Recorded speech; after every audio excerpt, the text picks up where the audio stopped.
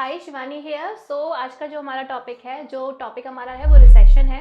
अब इसमें मैंने क्या कवर किया हुआ है कि रिसेशन एक ऐसा नेगेटिव सेंस का टॉपिक है जिसको हम पॉजिटिव में नहीं ले सकते। The company may just fire as many as 10,000 employees starting as soon as this week. And if the total number of layoffs stays around 10,000, it would be the biggest ever layoff in the history of Amazon. तो इस पे जो काफ़ी सारे questions हैं जो मुझे पूछे हैं काफ़ी सारे लोगों ने, इवन मेरे फ्रेंड्स हैं उन्होंने पूछा हुआ है रिसेशन के बारे में, because I am into HR department में बिजेक्शन कनेक्ट जो कि एक रिक्रूटमेंट फर्म है। तो we are dealing with the people and हम उन्हें कैंडिडेट्स प्रोवाइड कराते हैं लोगों को। तो बेसिकली कंपनीज में क्या चल रहा है, तो ऐसे कुछ मेरे फ्रेंड्स ने और काफ़ी सारे लोगों ने मेरे से पूछा है, इवन सम स्टूडेंट्स जो उन्होंने मुझसे पूछा है कि रिसेशन के बारे में, कि बेसिकली रिसेशन होता क्या है। बिकॉज एक बहुत हाईलाइटेड पॉइंट है, टॉपिक है जो लोगों को पता तो चलता है बट इन डेप्थ नॉलेज नहीं होती है।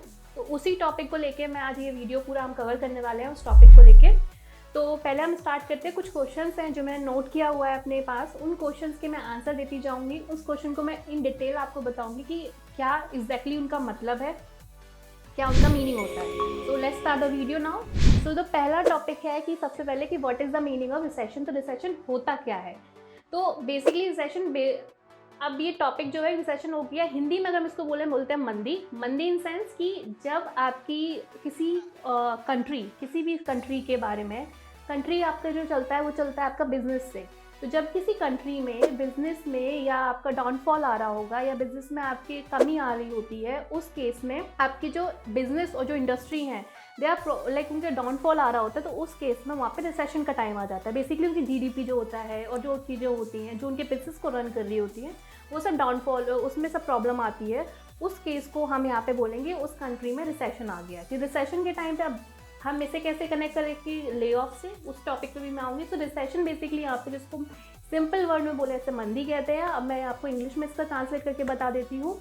A period when the industry and the business are going to downfall in a country, that means the country has a period of recession. तो ये हम पर्टिकुलर से रिसेशन पीरियड कहते हैं। अब इसका जो नेक्स्ट पॉइंट है वो पॉइंट क्या है कि हमारी बेसिकली ये टॉपिक है कि कैसे ये एक रिसेशन है, how it can effect a recruitment firm और HR फर्म्स को कैसे इफेक्ट कर रहा है। तो इफेक्ट कैसे कर रहा है, तो ऑब्वियसली उससे पहले मैं एक और पॉइंट कवर कर लेती हूँ कि रिसेशन और ले ऑफ क्यों है। तो ले ऑफ क्या होता है। ले ऑफ बेसिकली होते हैं कि किसी कंपनी से हटाना, लोगों को, एम्प्लॉय को हटाना। बिकॉज अब यहाँ पे रिसेशन ले ऑफ को क्या है, जैसे रिसेशन आता है किसी ऑर्गेनाइजेशन, किसी कंट्री में, तो उस कंट्री में जितनी भी जो कंपनीज होती है, जो इंडस्ट्री होती है वो काम कर रही होती हैं, तो वो उस बेस पे उनको कंपनीज को काम नहीं मिल रहा होता है। जब काम नहीं मिलेगा, प्रॉफिट नहीं आएगा, तो वो एम्प्लॉयज़ को कैसे सैलरी देंगे, कैसे काम कराएंगे। या प्रॉफिट ही नहीं है तो हाउ दे लाइक उनको रख के भी क्या करेंगे उस कंपनी में। बिकॉज अगर 2 या 3 महीने के लिए आपका बिजनेस डाउन जा रहा है, आपकी इंडस्ट्री डाउन जा रही है, तो आप कैसे अपने एम्प्लॉयज़ को सैलरी दे सकते हो, नहीं दे पाएंगे, प्रॉब्लम आएगी। तो इस केस में उनका ले ऑफ होता है। तो यहाँ पर एक पर्टिकुलर मास ले ऑफ होता है। ले ऑफ एग्जैक्टली क्या है वो आपका एक अलग पॉइंट हो जाएगा कि ले ऑफ होता क्या है। बट यहाँ पे मैं बता रही हूँ कि रिसेशन, यहाँ पे रिसेशन के केस में ले ऑफ कैसे करता है। ले ऑफ बेसिकली आप लोगों को हटाना किसी पर्टिकुलर रीज़न से। ले ऑफ हमारा कभी परफॉर्मेंस पे नहीं डिपेंड करता है कि किसी पर्सन की परफॉर्मेंस अच्छी नहीं है तो उसका ले ऑफ कर दिया। ले ऑफ हमारा मास ले ऑफ होता है जो किसी ऐसे रीज़न से होता है जो किसी बिजनेस या इंडस्ट्री के हाथ में नहीं होता है, या वो दूसरे किसी रीज़न से किसी इंडस्ट्री को हटाना पड़ता है, तो वो मास ले ऑफ या हो गया। मास ले ऑफ क्या हो, मास ले ऑफ हुआ जहाँ पे bulk of the people like लोगों को एक साथ हटाते हैं। एक पर्सन नहीं, 2 पर्सन नहीं, जहाँ पे आपका 200 300 एक साथ जो आपके लोगों को हटाया जाता है वहाँ पे मास ले ऑफ बोलते हैं। तो अब यहाँ पे आपको ले ऑफ मैंने बता दिया है, लोगों को बता दिया कि रिसेशन के टाइम पे लोगों को क्यों हटाया जाता है। अब हमारा सेकंड पॉइंट पे जो हमारा पॉइंट था उस पर हम दोबारा से आ जाते हैं कि रिक्रूटमेंट फर्म को कैसे इफेक्ट कर रही है ये जो आपका ले ऑफ होता है। अब रिक्रूटमेंट फर्म करती क्या है, वो कंपनीज में आउटसोर्स करते हैं, कैंडिडेट्स प्रोवाइड करती हैं। जो HR रिक्रूटमेंट फर्म्स होती हैं वो कैंडिडेट प्रोवाइड कराती हैं। अब यहाँ पे अब ये समझ लो, जब किसी, यहाँ पे हम समझ सकते हैं डिमांड और सप्लाई से, कि जब किसी चीज़ की डिमांड होगी तो वहाँ पे ही उसकी सप्लाई होगी। तो जो हायर द डिमांड सप्लाई वहाँ पे ज़्यादा होगी। किसी कंट्री में, इंडिया ले लो आप, USA ले लो जहाँ पे रिसेशन चल रहा है, किसी भी और कंट्री में ले लो।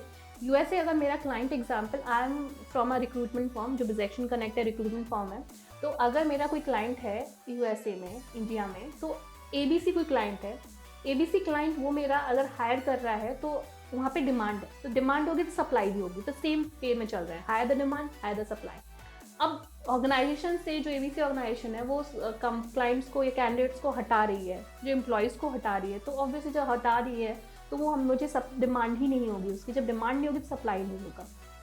तो सेम किसी ऑर्गेनाइजेशन कंपनीज क्या कर रही हैं, वो एम्प्लॉयज़ को हटा रही हैं, तो जब एम्प्लॉयज़ को हटा पा रही हैं तो वहाँ पर एम्प्लॉयज़ की रिक्वायरमेंट नहीं है, तो एचआर फर्म नहीं, रिक्वायरमेंट नहीं है एचआर फर्म्स की, फिर देन बिकॉज कैंडिडेट्स की रिक्वायरमेंट नहीं है, एम्प्लॉयज़ की रिक्वायरमेंट नहीं है, तो एचआर फर्म्स भी वहाँ पे प्रोवाइड नहीं कर पा रही है।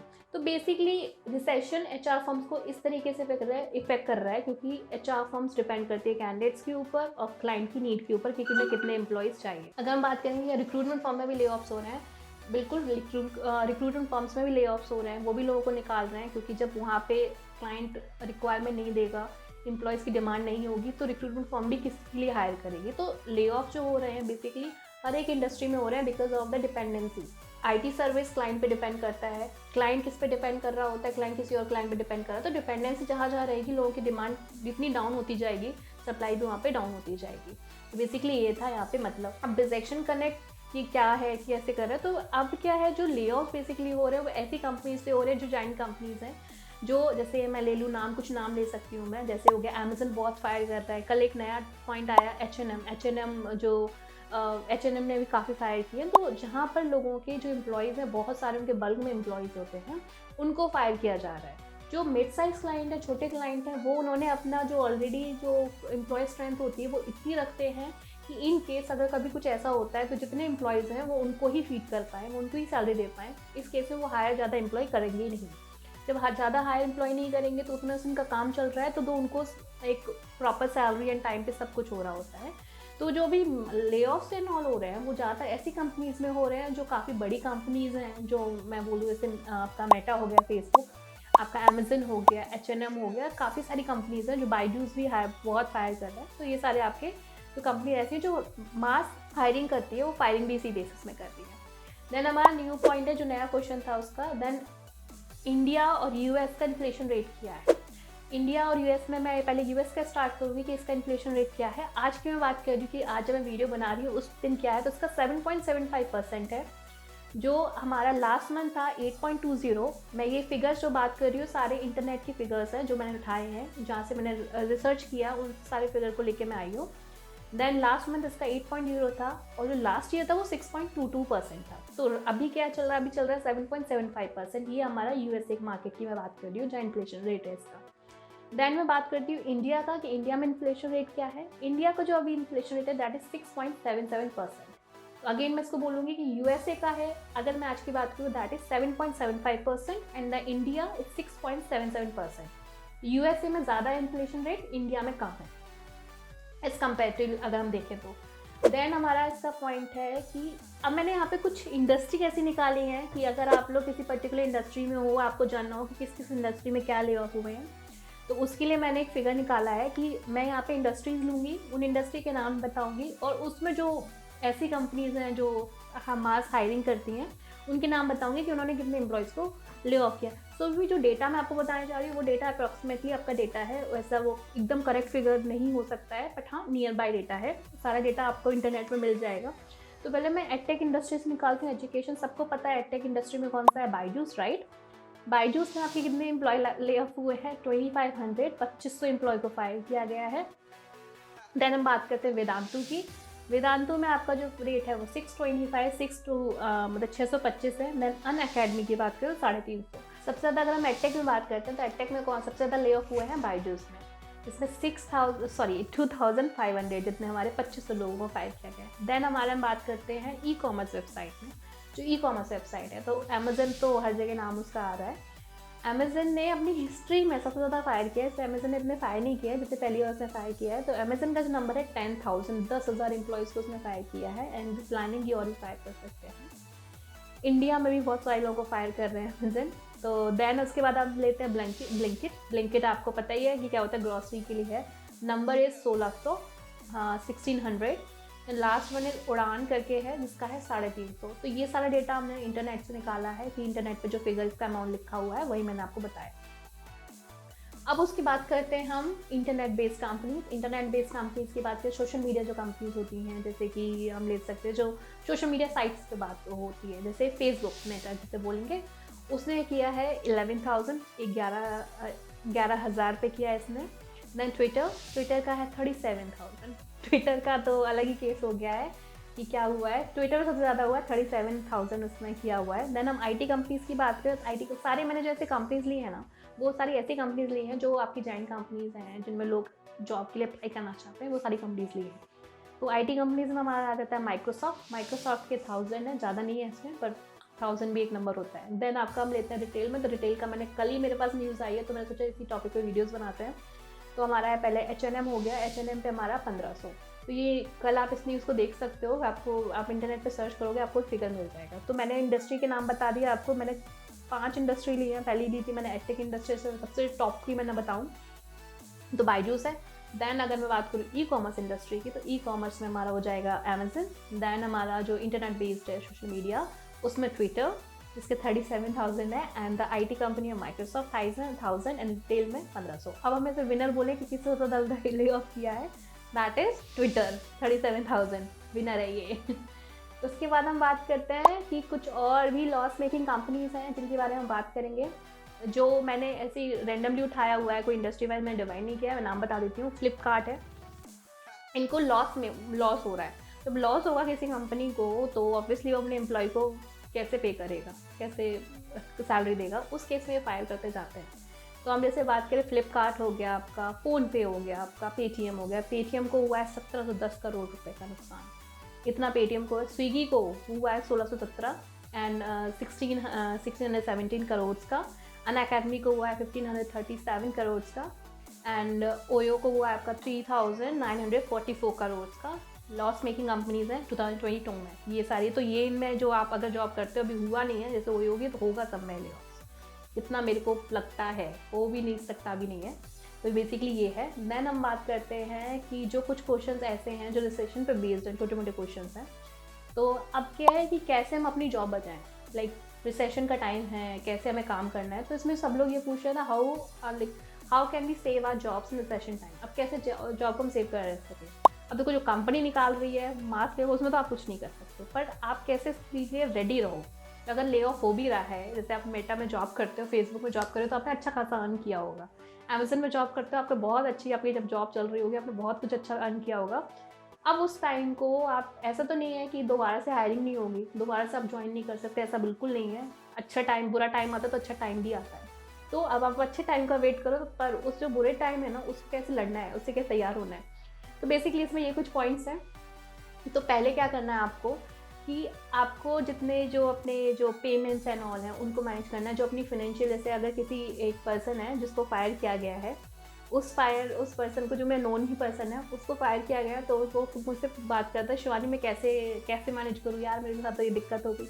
उस केस में मैंने उनको सजेशन ये दिया है कि पहले तो कंट्रोल करो अपने खर्चे पे। जो नए खर्चे आप कर रहे हो, जो आपको आदत पड़ी है खर्चा इतना करने की, उसको थोड़ा कंट्रोल करो।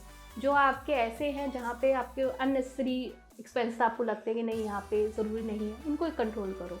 देन अब आप उस खाली टाइम में बैठे हो तो आप क्या करोगे। खाली टाइम जो आपका बैठे हो उसमें, तो उसमें अपने आप को स्किल्स है ना, उसको अपग्रेड करो। जो ऐसी जो को अपग्रेड करो, ऐसी स्किल्स को अपग्रेड करो कि किसी आप कंपनी में हो। बेसिकली आप कंपनी में अपनी जगह कैसे बनाते हो, आप अपनी कंपनी की जगह बनाते हो अपने स्किल सेट पे, अपने काम के बेसिस पे।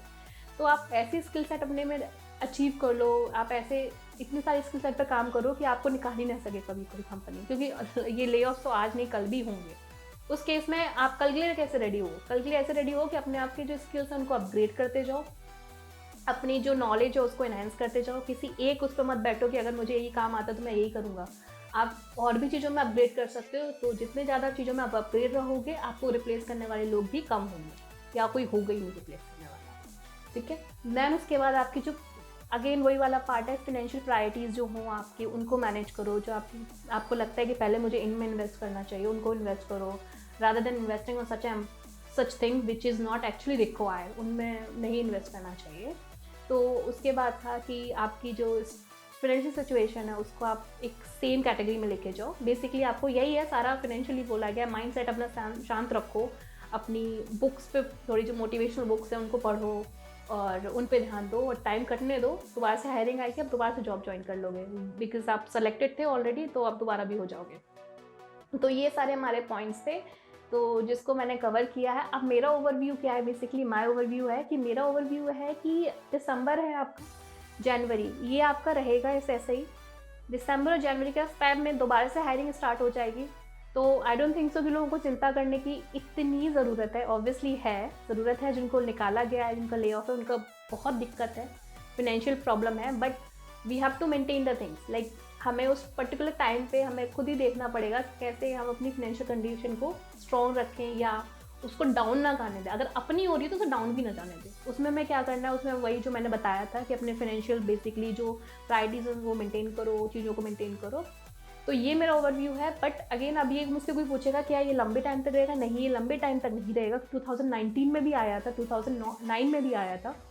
तो ये आता है जाता है, बट आपको अपनी स्किल्स को अपग्रेड करना, क्योंकि अभी ये साल आया है, फिर आएगा। तो उस टाइम नेक्स्ट टाइम के लिए आप कैसे बचोगे? अपनी स्किल्स को एनहेंस करके। तो अभी दिसंबर है, दिसंबर में डाउन रहेगा, जनवरी में हायरिंग डाउन रहेगी, फैब में आपका अप होगा हायरिंग, या जैन के मिड में बोल दो, जैन के मिड में अप होगी। अब इसमें मैं बोलूँ HR रिक्रूटमेंट फर्म है, जैसे मेरी भी रिक्रूटमेंट फर्म है, तो बिजएक्शन कनेक्ट कैसे इनसे फाइट करेगा? तो बिजएक्शन कनेक्ट कैसे फाइट करेगा कि जिस आप क्लाइंट को ज़्यादा रीच करो। कि सारे क्लाइंट ऐसे नहीं है कि फायरिंग कर रहे हैं, सम क्लाइंट्स आर लाइक, कुछ क्लाइंट ऐसे भी हैं जो हायरिंग भी कर रहे हैं। अब उन क्लाइंट को रीच करो, आप उन कैटेगरी में जाओ। अगर आप एक रिक्रूटमेंट फर्म हो और आप IT में ही डील करते हो और IT में काफ़ी ले ऑफ हो रहे हैं, तो आप ऐसे क्लाइंट से भी रीच करो जिनको IT की ज़रूरत नहीं है, ताकि आपके जो ऑलरेडी जिनको आप फीड कर रहे हो, जो आपके एम्प्लॉयज़ हैं, आपको उनको ना निकालना पड़े। क्योंकि अगर आप उनको निकालोगे फिर आपको हायरिंग भी करनी पड़ जाएगी। तो बेटर है आप ऐसे भी क्लाइंट को रीच करो जो पैसे आपको कम दें, बट एटलीस्ट आपको मिलते जाए, आपके मंथली आपको मिलते जाए पैसे, ये क्लाइंट से आपको जो अमाउंट है बिजनेस जनरेट होता रहे। तो ये रिक्रूटमेंट फर्म के लिए था। और जो आपकी अदर फर्म्स हैं, जैसे अगर आप कब आपको स्टार्ट करेंगी हायरिंग अदर फर्म्स? तो बेसिकली अदर फर्म में स्टार्ट करेंगी जनवरी के मिड में, और दिसंबर फैब में आपका अच्छे से स्टार्ट हो जाएगा। तो ये टाइम जो दुख वाला टाइम है, ये दोबारा चला जाएगा। आई होप कि मैंने समझाया है, सारे पॉइंट्स कवर किए हैं रिसेशन के बारे में। बाकी अगर आपको कुछ जानना है, कुछ और टॉपिक पे आपको जानना है, जैसे ले ऑफ मैंने एक वर्ड यूज़ किया था, ऐसे काफ़ी सारे वर्ड्स हैं लॉज में, लेबर लॉज में, इन सब चीज़ों में। तो अगर आपको उस पर पर्टिकुलर वीडियो बनवानी है, आपको जानना है, मैं वीडियोस बनाती रहती हूँ, आप मुझे कमेंट में आप बताओगे तो मैं उसमें बता पाऊँगी बेसिकली क्या है, क्या चीज़ें हमें करनी चाहिए, डिटेल वीडियो बना पाऊँगी। आई थिंक कवर हो चुका है रिसेशन का। Still, if you have some points, you want to know something about recession or anything, inflation, क्या होता है इन्फ्लेशन, ये सब भी जानना है ना, आप कमेंट करो, मैं उस पर आंसर करूँगी। बाकी जो हमारा चैनल है, इंस्टा पे भी हमारा चैनल है, इंस्टा पे आप फॉलो करो, आप लिंक्डइन पे फॉलो कर सकते हो, बिकॉज इंस्टा पे हम बहुत अच्छे अच्छे ग्राफिक्स डालते हैं, ग्राफिक फॉर्म में इन्फॉर्मेशन शेयर करते हैं, और लिंक्डइन पे भी करते हैं, तो आप हमें फॉलो कर सकते हो। लिंक्डइन पे हमारी जो जॉब्स हैं, क्योंकि अगर आप जॉब देख रहे हो तो आप जॉब्स के लिए अप्लाई कर सकते हो, because we are hiring, like बहुत सारी प्रोफाइल्स के लिए हम हायर कर रहे हैं, तो आप उन पर अप्लाई कर सकते हो। आई होप ये समझ में आ गया है। बाकी आप मुझे लिंक्डइन पे आप मुझे भी फॉलो कर सकते हो, तो देखते हैं क्या आप लोग कितने फॉलो करते हो। एंड अगर आप इसको वीडियो को चाहते हो कि मैं कमेंट, आप इसे इतना ज़्यादा कमेंट करोगे ना, मैं उतने ज़्यादा एक्टिवली वीडियोज़ पोस्ट करूँगी।